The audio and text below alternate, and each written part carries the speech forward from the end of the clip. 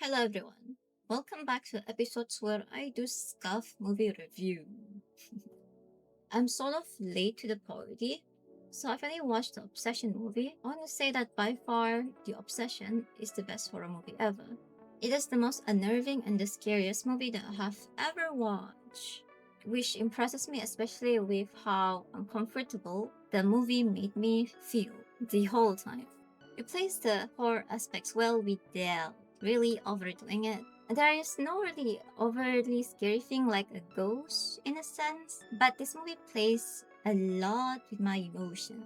Mostly uneasiness, like some scenes when Nikki was standing in the dark corner in the bedroom, the restaurant scene, and when Nikki was shouting.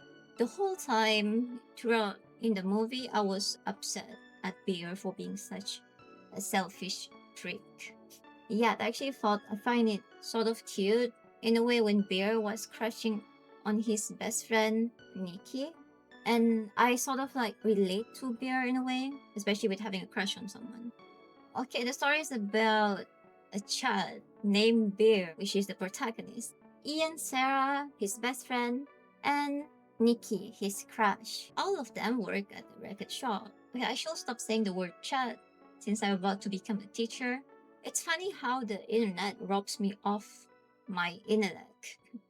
Spoiler warning. At the start, Bear's cat Sandy died from eating his medicine. Okay, Nikki called Bear that night to hang out. She lost her crystal necklace in the process. Bear went to the this mystic store to buy the necklace. He saw this box of One Wish Willow and he bought it on a whim. He planned to confess to Nikki at that night as planned with Ian, but like a chat, he didn't. When Nikki told him to like just say it if he likes her. Then Bear chats out again. He was chatting out his frustration, resulting him to make a dumb wish, wishing that Nikki loves him the most out of everybody else in the world. Okay, my favorite scene in this movie was when the camera pans out. We see Nikki standing there menacingly.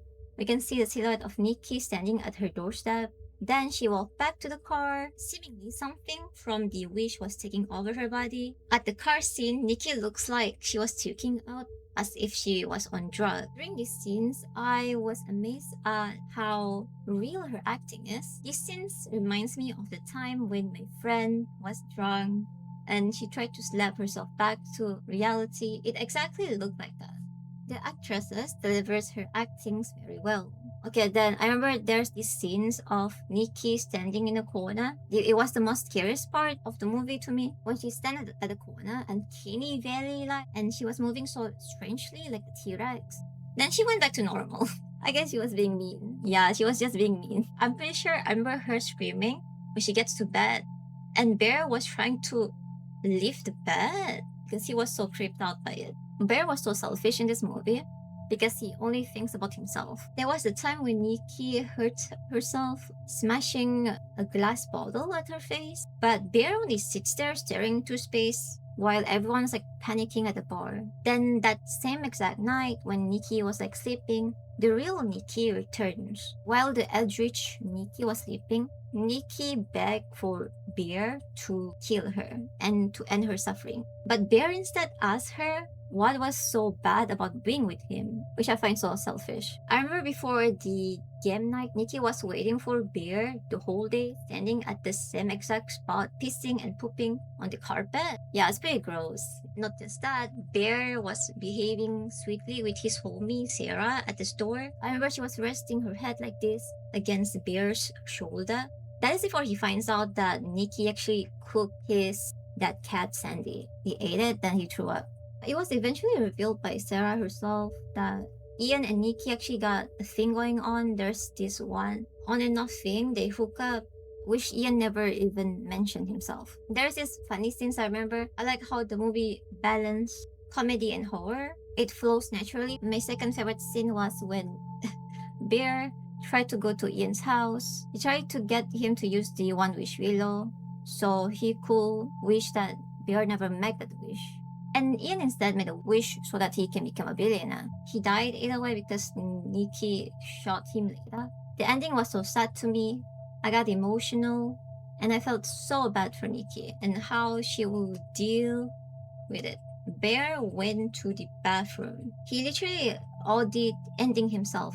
The same medicines that killed his cat. Nikki, though, met the same wish as Bear did to her, so he could love her out of everyone in the world too. Since his dad, the wish got retracted back, and Nikki went back to normal. She went from crying to screaming in agony. I got emotional for Nikki for some reason, because at the end, she was left all alone with the mess that wasn't even her fault. Bear literally left her with misery from the cause of his own wrongdoing and selfishness. Really, Nikki was SA because her body was possessed by this unknown force made from the wish. Everything was so messed up and disturbing, especially the gore. It was medium amount, I think. All of this was because of bad decisions and wrong time.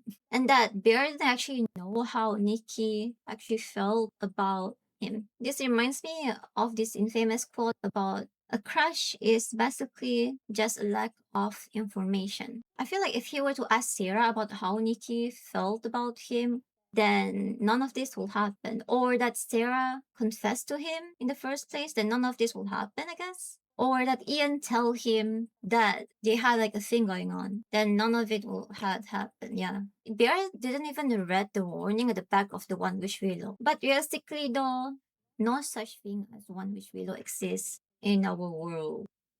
It's a movie anyway. The moral of the story is that don't be like Bear. Don't be a chat.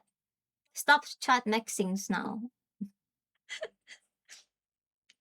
I rate this movie 10 out of 10 because I never felt that scared and never felt that uncomfortable from a movie before. And I felt like a lot of emotions when I watched this movie, so it was pretty good.